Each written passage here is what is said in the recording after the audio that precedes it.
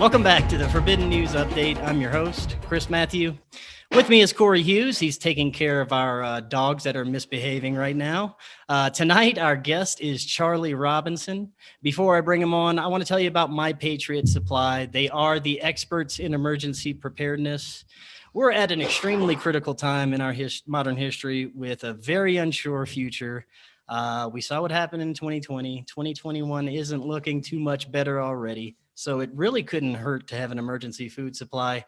Right now, you get $70 off a 2-week supply and $100 off a 4-week supply of their awesome food. It stays good in storage for up to 25 years. Just visit preparewithfkn.com or click the link in the description to get your supply today.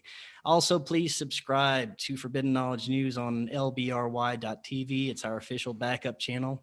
We have a brand new show called Beyond Classified. It's exclusively on Rokfin, which is an amazing new uncensored platform for free-thinking content creators. We're going to be talking about that a little bit more tonight as well. And finally, this weekend, you're going to get $10 off your tickets to Forbidden Knowledge NewsCon all weekend. When you get your tickets, it's going to make them only $19.99 for the entire conference. You can't beat that. That's a 3-day conference with 12 amazing presenters. Just go to forbiddenknowledge.news right now and get your discounted tickets while that is still going on this weekend. You really don't want to miss that. It's going to be an amazing event. We just did a promotional show the other day. If you want to go check that out, we'll be doing some more about the conference in the upcoming weeks. Tonight, I want to welcome back Charlie Robinson. He's researcher, author of The Octopus of Global Control, and co-author of The Controlled Demolition of the American Empire. Charlie, welcome back. How are you doing tonight? I'm doing good. How are you guys? We are hanging in there. Look, that's a victory these days, Yeah.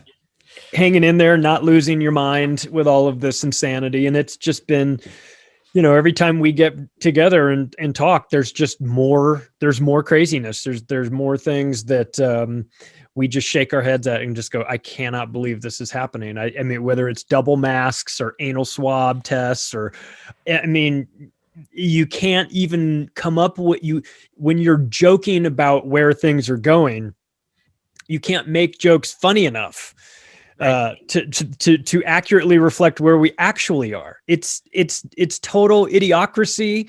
We have a president that may or may not be wearing a skin mask of himself. If you have seen the pictures, it looks like straight Scooby-Doo. That's like crazy maybe stuff. his face, you could just pull it right off. He hasn't given a State of the Union because he can't stand up in front of everybody for 45 minutes. He stole the election from another maniac who has the audacity to try to pass off that hair as being real, so we're surrounded by morons and lunatics, and the health secretary is a transsexual who is every bit a man when I look at just a man with a wig and lipstick on. And I feel like I'm living in the craziest, I don't know if it's an acid trip gone totally, awry, or if it's like some weird cartoon version It's some of reality. weird cartoon or movie that somebody's written a horrible script for while they're on acid. It is. It's insane. Yeah, man. It's a Philip K. Dick. It's like, it's got Philip K. Dick to it, because there's this technocratic side and you're like, whoa, that is like futuristic and really scary. And then at the same time, there's this overlap of just utter buffoonery and mental retardation of things like going one direction down an aisle in a grocery store. You can only go one direction down the aisle in the grocery store, and things like that, which are on their face just ridiculous and just idiotic. So it's like this real weird juxtaposition between the scary technocratic side that we're seeing creeping up in like vaccine passports and things like this, and this cartoonish insanity that is being sold to us as totally normal, and we shouldn't have any problem with any of this. And it's just such a crazy ass time to be alive and to be doing shows like this where we can talk about the insanity. So I'm excited for wherever we go tonight. Yeah. And tonight we're here on YouTube right now, but I don't know how much longer we're going to be here. All the things you just mentioned, are touchy topics for anyone right now, I especially just when got you you're. deplatformed. No, Sorry. hey, we're going to be talking about them. That's the whole reason I have you here. If I get deplatformed, I get deplatformed. We'll use Go down sensitive swinging. words or whatever. Yeah. Yep. But I might, like I said, we might not be here for long. We're under a strike right now. Last week we were in timeout, couldn't post for a week because I said the V word. And then somebody responded to me saying the V word. So we got put in timeout. Now, you and we are both on Rokfin, which I mentioned in my intro earlier. Now, Rokfin, like I said, it's an awesome alternative, especially for independent media. It's free for all of our regular content. You can get an account there for free and see tons and tons of amazing content from tons of amazing content creators. You don't have to get a premium account, but if you do, you're not only going to get all of our premium account, you're going to get all of Charlie's premium account, all of Jimmy Dore, Sam Tripoli, Rex Bear, Whitney Webb, so many other content creators that are there with us trying to pave the way for this new platform, which is really awesome. And it's time for everybody to just put a different web address in their browser and click over. I mean, that's it. It's just a matter of putting in a different address and tuning into a different channel. Now, Charlie, has YouTube been messing with your channel or anything yet? They did delete my David Icke video. First they they age restricted it, which didn't bother me, but it's like, click here to challenge. And I was like, fine, I'll challenge it. Because why are you age restricting this? So I clicked to challenge it and they deleted it. So that was their response to me. But I have to back you up on the Rokfin thing. So I've been over there for the last couple of months, and I put all of my free stuff on there, but I also do little 15-minute shows as well. But what I've noticed is that, and I think you guys have probably noticed this too, is that there's a ton of content creators that we like. It's sort of in a similar vein as what we're doing. Whitney Webb and Jimmy Dore and Tinfoil Hat and Ripple Effect and Slow News Day, and there's all these great shows over there. And what's happening is that we're all doing little Rokfin exclusive, like, premium content on each other's show. Like I was on Whitney Webb's Rokfin show, Unlimited Hangout, last week or so, and she's going to come on mine. So we're doing stuff that's sort of exclusive to Rokfin. And I think that's because we're allowed to have a platform. We're allowed to have a voice. And I think it's not going to be long before people start to figure that out. I mean, everybody's always like, where's the, YouTube was like the party and everything was going fine. And then like the police showed up and busted up the party. And now everyone's like out in the parking lot going, whose house are we going to? And we're all trying to figure out whose house we're going to go, because we're not done with the party. Just because the cops came, we still want to party. So Rokfin seems to be the place because they're allowing us to do our thing. They're treating us well as content creators, and they've set up a system that's kind of like like a Netflix or a subscription model. It's like $10, and then you get everybody's page. It's like if you had Patreon, but you paid $10 to one guy, but instead you got to see everybody's premium content. That's what it's like. So the subscriber count is going straight up, which I think is because YouTube is losing people because they're being crazy. They're making, they're outright censoring us, and everybody recognizes it. It's no longer like maybe they're censoring us, maybe they're not. No. They don't even deny it anymore. They want us off of this platform.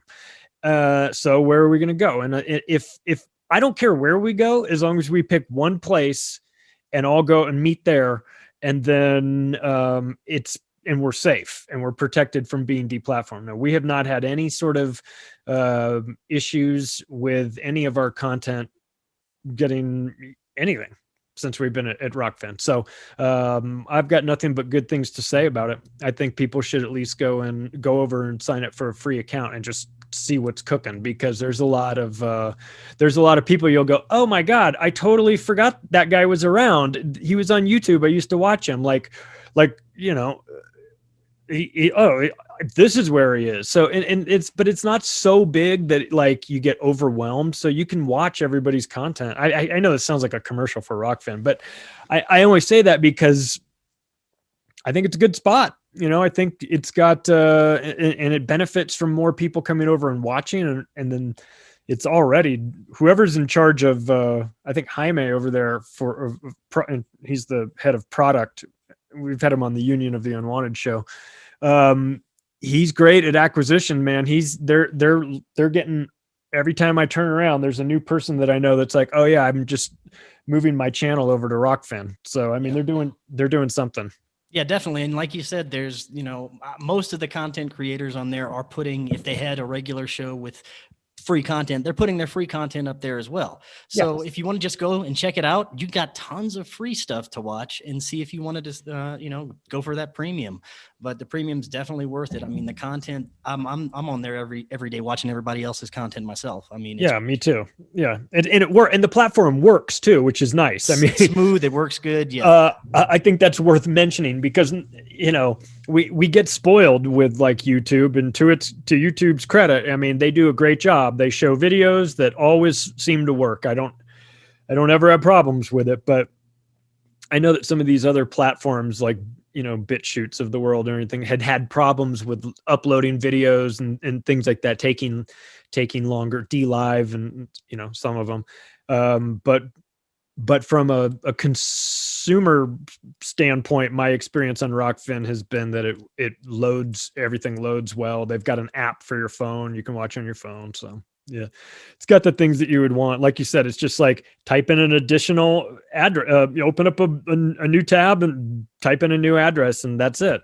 So you go there instead of YouTube. I mean, it's just, we have to start voting with our dollars and our attention. We have to start supporting companies, small businesses. I know you sent me a great sponsor, C60 Purple Power, and that's a small business, local to us that believes in the same sorts of things. They're making a product that works great, and they believe in the same sort of like freedoms that we do.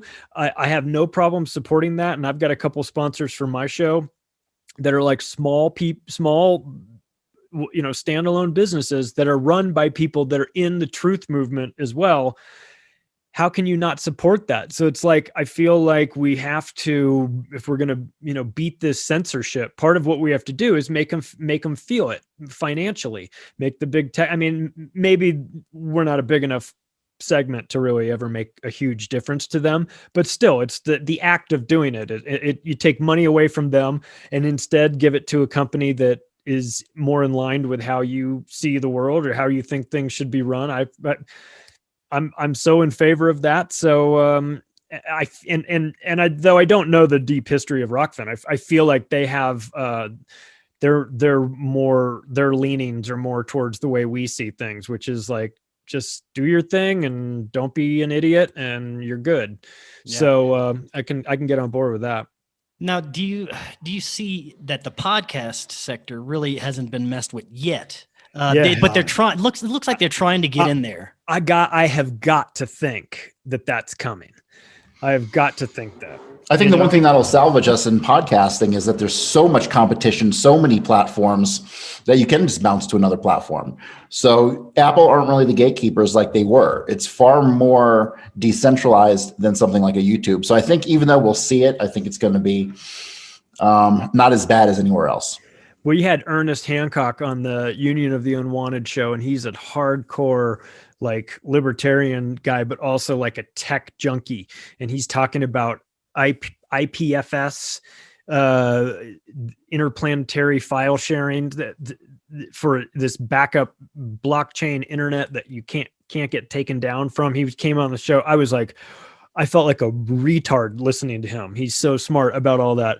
And he was saying, this guys, I'm telling you right now, this is what we're doing. He's like, I've been backing up Corbett stuff. I've been backing up, Luke Rudowski stuff. I've been backing all these guys' files up for years because there's going to come a time when they're going to wake up and their YouTube channels are going to be gone. And sure as shit, that's what happened. And he had a plan for that. And so he's talking about these new technologies that'll allow you to sort of be undeletable. So we're interested in that. You know, we want it. I need way more information on how all that stuff works. But you know, what they're doing is they're forcing us to have to figure out other ways to do things. You know, it used to be that you could just be on YouTube and have a video, and as long as you weren't, you know, actually promoting violence, you could be up there talking about the craziest things you wanted to. But now, you know, now that's dangerous, right? So we have to expect to be treated like dangerous people for having non-conventional thoughts. It's absolutely ridiculous. But, you know, and I think that this ties perfectly into the censorship that we've seen this week with Dr. Seuss. Oh yeah. And they're starting to take things from our child, like the freaking Muppets. yeah, The goddamn Muppets are fucking racist. Fuck off. You know, I mean, they are rewriting history as we speak. and we're cheerleading it as it I am- happens. We're going, yes, all the times I read the Muppets or watched the Muppets and was offended by Gonzo. Oh, you know, he was so blue. You Here's know, what's even scarier. Like, our history itself is riddled with hatred and racism. Are they going to delete our whole fucking history? That's what I'm really concerned about. It's man. And if you said that 5 years ago, people would think you were insane. You say it today, and people are going, of course, it's going that direction. The acceleration of this, of the silencing of the manipulation of words has been terrifying to me. This is the shit that really insane regimes do to their people. The sort of shit we're going through right now, where they change meanings of words, make you gaslight you into thinking, you know, that if you don't accept 53 genders, you're a bigot, you know, all these things. Like, it's a psychological operation being conducted on us. And everybody is so afraid of being looked at as like a racist or somebody that's oppressing somebody else, that they just go along with the most insane stuff, like censoring Dr. Seuss. You guys have got to get a grip on yourself. This is busy work for morons and LARPing revolutionaries. You know what I mean? This isn't a problem that you're solving. There's no problem with this stuff. You're manufacturing a problem with it because it gets you off. It makes you think that you're doing something to better society. This is busy work. You're not getting anything done. We're not getting any closer to equality because Dr. Seuss doesn't have a book. You can't read it. This is, if anything, what it's doing is it is waking up, albeit very fucking slowly, people that recognize what is going on. And they say, hang on a second, this is the precursor to some really bad things. When you start banning words and removing symbols and things like that, this is what happens right before the bad stuff comes, you know? So I wonder if it's going to backfire on them. I hope it does, but that would require humanity to outdo itself and actually wake up and open its eyes and see what's happening. And I have almost zero faith in that.